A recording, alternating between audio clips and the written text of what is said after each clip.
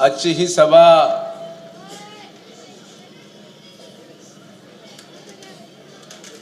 ही हिराबाग कॉर्नरला होतीये। एकीकडं खनबाग असेल, नळबाग असेल, फौजदार गल्लीपासून अगदी हिंदू मुस्लिम चौक असेल, अशा भरगच्च अशा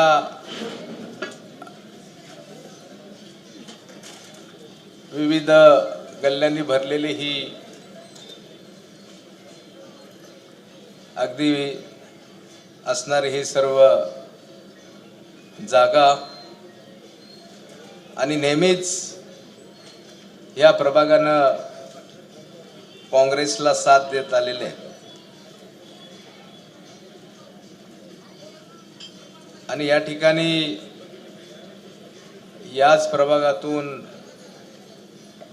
नगराध्यक्ष आहेत, अनेक नगराध्यक्ष दिले, महापौर म्हणून दिवंगत अरुण चिखलकर असतील, उपमहापौर, असं ही असणारी सर्व हा परिसर। आणि आज या ठिकाणी माननीय अमित देशमुख साहेबांचं झालेलं आगमन, मी त्यांचं सर्वप्रथम या गणरायाच्या सांगली नगरीमध्ये मनापासून हार्दिक स्वागत करतो। आणि त्यांच्या बरोबर आलेले महाराष्ट्र प्रदेश काँग्रेसचे सरचिटणीस माझे मित्र जितेंद्र देहाडे आणि व्यासपीठावर आणि समोर असणाऱ्या सर्वांचे मनापासून स्वागत। आता सांगली विधानसभेची निवडणूक एका महत्त्वाच्या वळणावर येऊन पोहोचलेली आहे।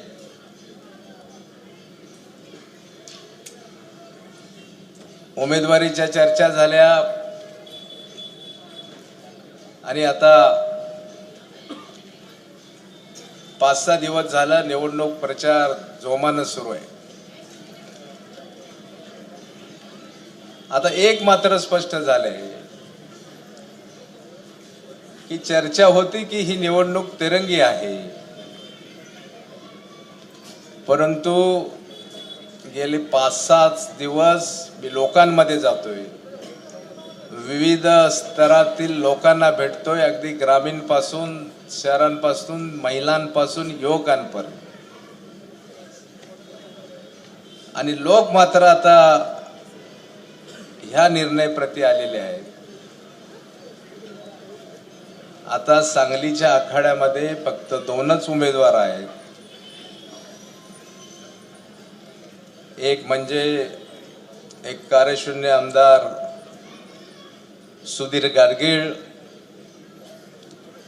विरुद्ध 5 वर्ष तुमच्यासाठी राबणारा आणि 5 वर्ष तुमच्यासाठी मागणारा पृथ्वीराज पाटील, अशी थेट दुरंगी लढत आहे। आता तिरंगीचा विषय संपलाय, कारण लोकांना इथं काँग्रेसच्या महाविकास आघाडीच्या उमेदवाराला निवडून द्यायचं आहे। इथं अपक्ष उमेदवारांनी अर्ज ठेवल्यामुळं लोकांच्या मध्ये आता नाराजी आहे, कारण गेले 20 वर्ष इथं काँग्रेसचा बॅकलॉग आहे। तो बॅकलॉग भरून काढण्याची तीव्र इच्छा सामान्य जनतेची आहे, आणि त्यामुळं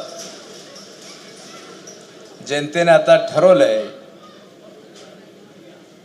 की आपलं मत हे योग्यरित्या द्यायचं। चुकून अपक्षाचं बटन दाबलं गेलं तर थेट ती भाजपला मदत होणार आहे। एवढा सुज्ञ मतदार आमचा सांगलीकर झालेला आहे, त्यासाठी मी तमाम सांगलीकरांना इथं अभिनंदन करतो की तुम्ही आता खूप चांगल्या निर्णयाप्रती आलाय। आज अमित देशमुख साहेब इथं आलेत, आणि मला अभिमानानं सांगायचं आहे की लातूरहून ते थेट फक्त माझी एकट्याची सभा घ्यायला भैया आपण आलाय. म्हणजे यावरून तुम्ही समजू शकता त्यांचं माझ्यावर असणारं प्रेम. अर्थात हे प्रेम दोन कुटुंबाचं आहे. माझे दिवंगत नेते स्वर्गीय विलासरावजी देशमुख साहेब आणि माझे वडील स्वर्गीय गुलाबराव पाटील यांच्या दोघांमध्ये जे ऋणानुबंध होते, दोन कुटुंबामध्ये जे प्रेमाचे संबंध होते, विलासराव देशमुख साहेबांनी मला खूप मदत केली, ताकद दिली. माझी जी शैक्षणिक संस्था आहे त्या शैक्षणिक संस्थेला तर ते सतत मदत करत गेले. अगदी मिरजेला जी जागा आम्हाला शासनाकडून मिळाली, भैया साहेब त्यावेळी महसूल मंत्री होते आणि ज्यावेळेला विषय त्यांच्याकडे गेला त्यावेळी एका झटक्यात त्यांनी ती मिरजेची जागा आम्हाला संकुलाकरता दिली. कारण त्यांच्या समोर एक होतं की पृथ्वीराज चांगलं काम करतोय. पृथ्वीराज त्यांच्या वडिलांच्या स्मृती गुलाबराव पाटलांच्या नावानं शैक्षणिक संस्था त्यांनी सुरू केलेली आहे आणि नेहमीच त्यांनी वडिलांना एक आदर दिला. आणि वडिलांच्या निधनानंतर देखील महाराष्ट्रातल्या ज्या मोजक्या नेत्यांनी मला आदर दिला, सावरलं, त्यामध्ये स्वर्गीय विलासराव देशमुख साहेबांचा अग्रक्रमानं उल्लेख करावा लागेल. ते मुख्यमंत्री झाले आणि मी त्यावेळेला जिल्हा काँग्रेसचा सरचिटणीस होतो. पतंगराव कदम साहेब पालकमंत्री होते. कदम साहेबांची चर्चा करून त्यांनी मला त्यावेळेला थेट पुणे म्हाडा वर माझी सदस्य म्हणून निवड केली आणि तिथपासून प्रत्येक वेळेला जे जे मी काम घेऊन जाईन त्या कामावर ते सही करत, ते मंजूर करत. आणि खरं म्हणजे 32 वर्ष जवळपास 32 वर्ष संघटनेमध्ये मी काम करत असताना साहेबांची दूरदृष्टी कदाचित असेल. मी जी विधानसभेची निवडणूक लढवतोय त्याचा पाया जो रचला तो विलासराव देशमुख साहेबांनी मला ते केलेली जी कामं आहेत, जी दिलेली ताकद आहे त्याच्यामुळंच. 2019ला महाविकास आघाडीचं सरकार आलं. मी अत्यंत थोडक्या मतामध्ये पराभूत झालेलो होतो आणि मी दुसऱ्या दिवशीपासून जोमानं कामाला लागलो. याची जाणीव अमित देशमुख साहेबांना होती आणि त्यांच्याकडं योगायोगानं वैद्यकीय शिक्षण मंत्र्यांचा कार्यभार आला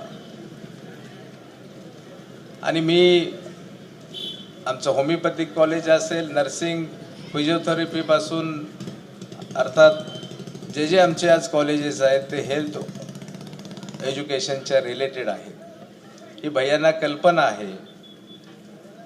त्यामुळं मी बहुतांशी प्रश्न सांगलीच्या आरोग्यासंदर्भातले असतील, सांगली सिव्हिलचं असतील, शासकीय मेडिकल कॉलेज संदर्भात असतील, हेच घेऊन जायचो.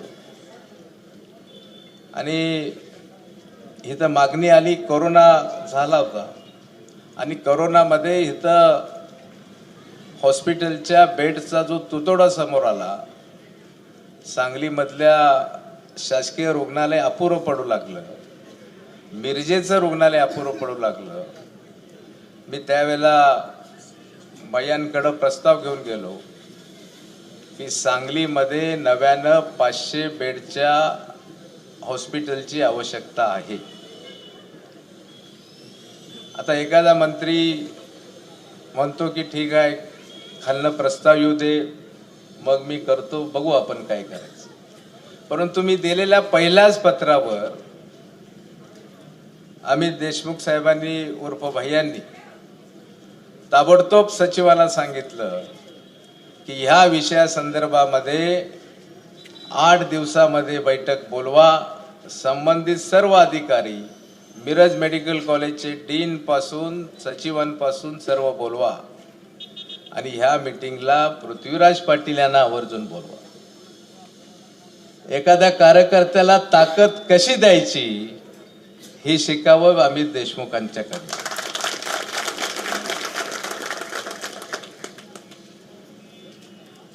आणि ती मीटिंग घेतली, सगळं त्यांनी जाणून घेतलं. त्यांना सांगितलं आता ताबडतोब प्रस्ताव आणा आणि तो परिपूर्ण असला पाहिजे. मला येत्या 1.5 महिन्यामध्ये तो प्रस्ताव आला पाहिजे म्हणून सांगितलं. तो प्रस्ताव त्या ठिकाणी आला. परत मीटिंग घेतली, परत त्याच्यावर अभ्यास केला आणि आपल्या सांगलीला नव्यानं 500 बेडचं जे हॉस्पिटल मंजूर झालं ते फक्त आणि फक्त अमित देशमुख उर्फ भैया यांच्याकडनं. आणि एका फटक्यामध्ये 233 कोटीचं हे हॉस्पिटल, तो निधी त्यांनी वितरित करायलाही मान्यता दिली. परंतु भैया हे होऊन 2.5 वर्ष झाले आणि आमच्या विद्यमान आमदारांना माहिती होतं की याचं श्रेय पृथ्वीराज पाटलांचं आहे. त्यामुळं हे हॉस्पिटल लवकर होऊच नये असे प्रयत्न त्यांच्याकडनं झाले. एखादा आमदार असला असता सांगलीतल्या गोरगरीब जनतेकरता एवढं 500 बेडचं हॉस्पिटल पृथ्वीराज पाटलांनी अमित देशमुख यांच्याकडनं मंजूर करून आणलंय. लगोलग त्यांनी पाठपुरावा करायला हवा होता, परंतु त्यांनी तसं केलं नाही. आणि आपण समजू शकता की त्यांना गोरगरिबांची कणव किती आहे.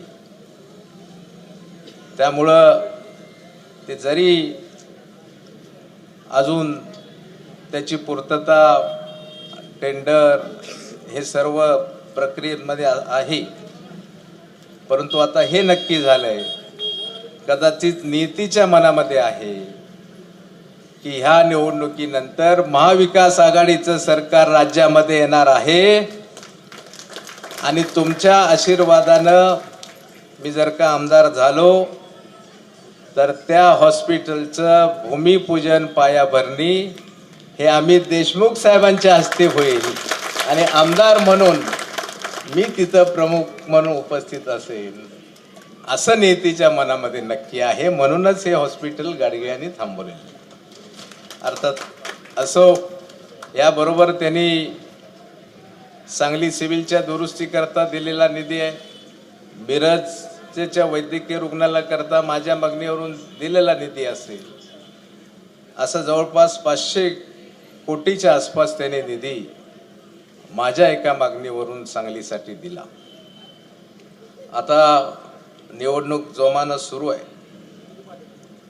मला या ठिकाणी एक सांगायचं आहे,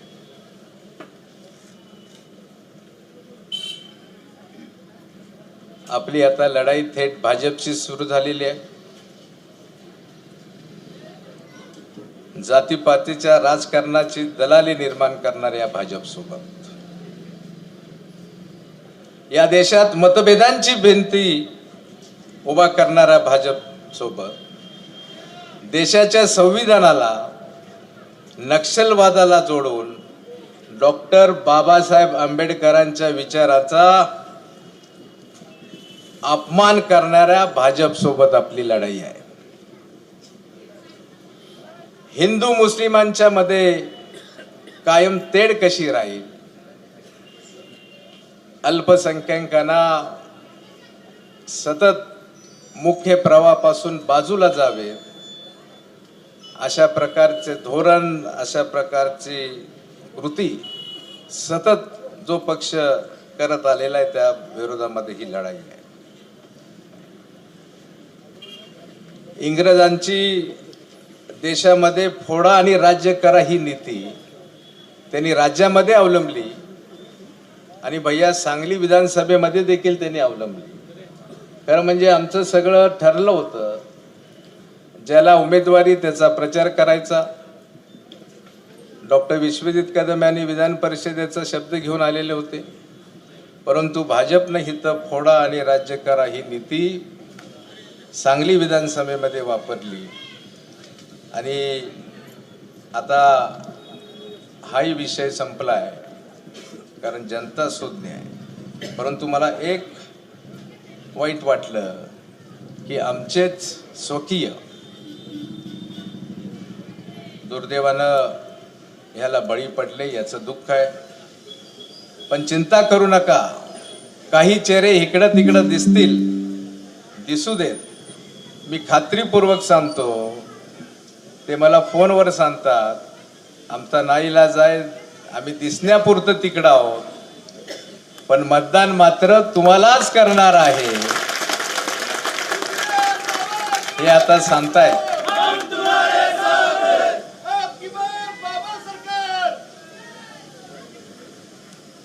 ही एक अंदर की बात आहे.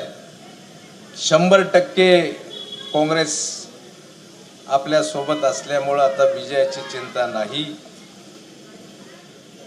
आणि डॉक्टर विश्वजित कदम नावाचा वाघ भैया आमच्या सोबत असल्यानंतर सांगलीमध्ये आमचा पराभव कोण करणार.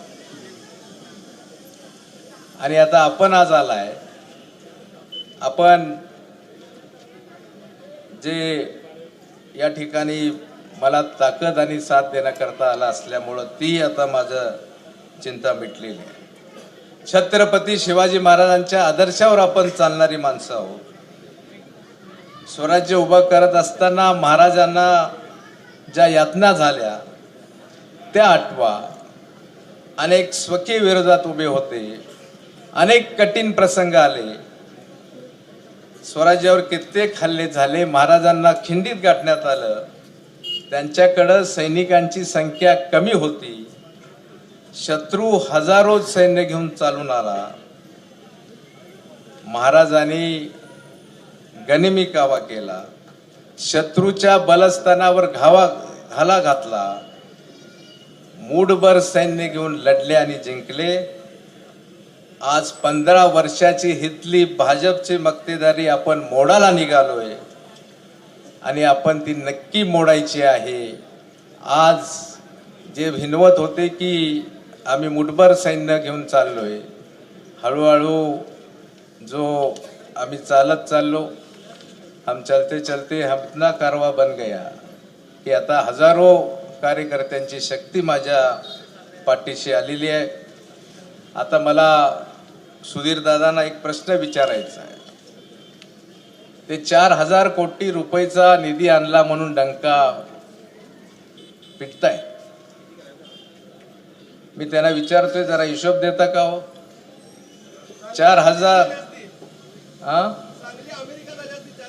4,000 कोटी आणले असते तर सांगलीचा अमेरिका नाही, शांघाय सुद्धा झाला असता.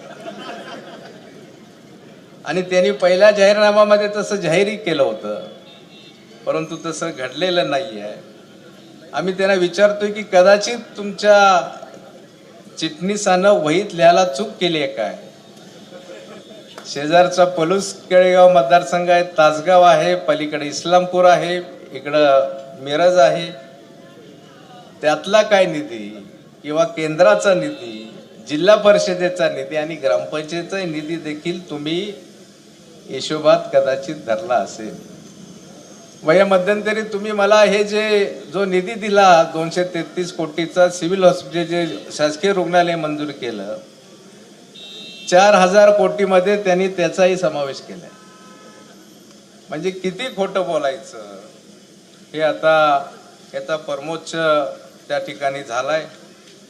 आता मला असं वाटतं की तुम्ही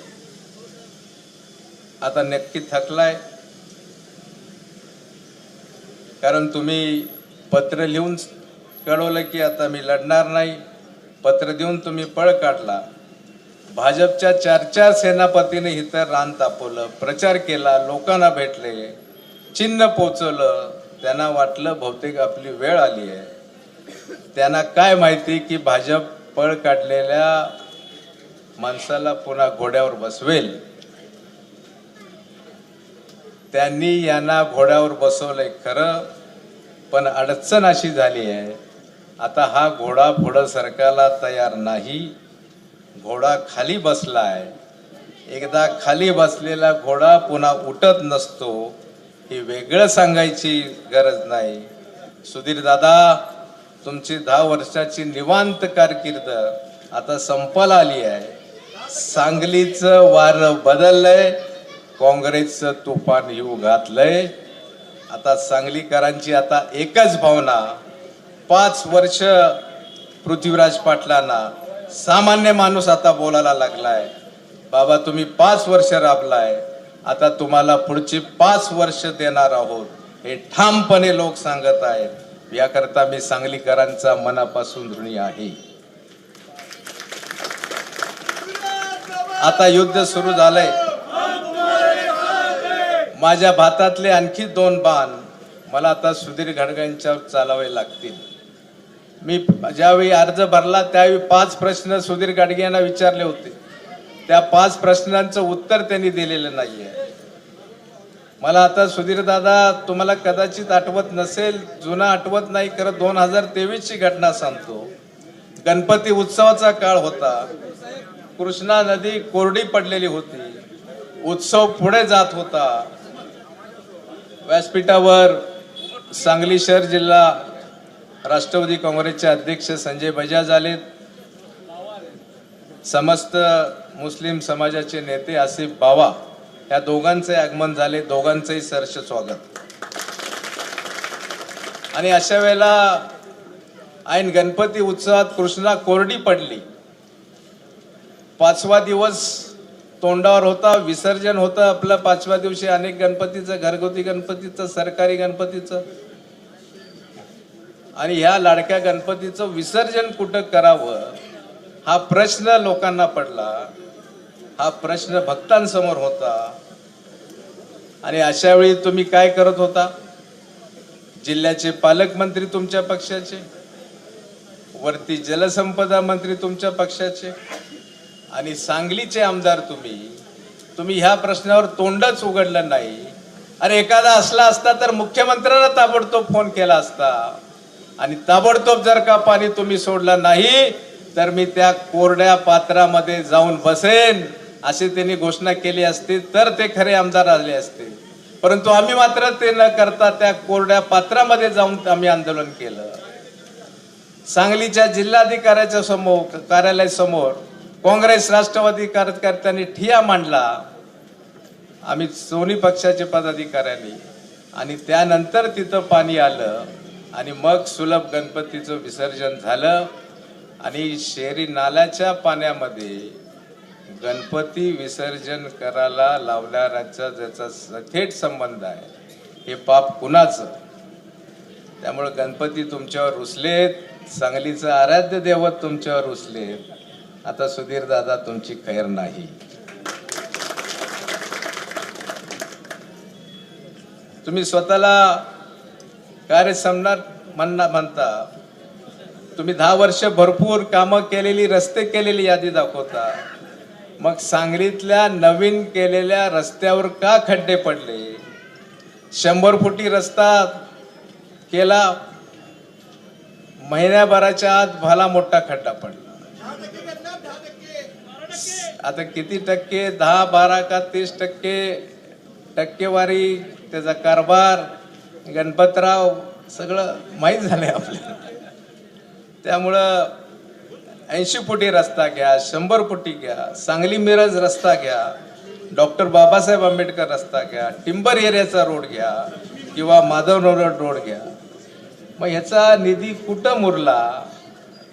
का रस्ते एवढे क्वालिटीचे नाही आहेत? खड्डे का लगेच पडतायत? आता याचं डांबर कुणी खाल्लं? का सगळं गणपतराव घेऊन गेले? सांगलीकर हे प्रश्न विचारत आहेत आणि विचारत राहतील. तुमच्याकडं म्हणजे गाडग्यांकडे हे उत्तर असणार नाही, कारण तुमचा विकास पोकळ, दिशाहीन आणि गोंधळलेला आणि फक्त ठेकेदारांचे घर भरणारा होता, हे आता लपून राहिलेलं नाही. ही परिस्थिती बदलण्यासाठी मी 5 वर्ष तुमच्याकडे मागतोय. 5 वर्ष काम करून दाखवलं कुठंही पदावर नसताना, आणि 5 वर्ष एकदा मला संधी द्या असं मी तुम्हाला विनंती करतो. या ठिकाणी मी आता अमित देशमुख साहेबांना विनंती करतो की आपण आपले विचार व्यक्त करावेत. जय हिंद, जय महाराष्ट्र, जय संविधान. माझ्या हाताचं चिन्हाचं बटन दाबून प्रचंड मताने मला विजयी करा. गेल्या वेळी थोडक्यात हुकलेली संधी तुम्ही द्यावी अशी या ठिकाणी विनंती करतो. धन्यवाद. जय हिंद, जय महाराष्ट्र.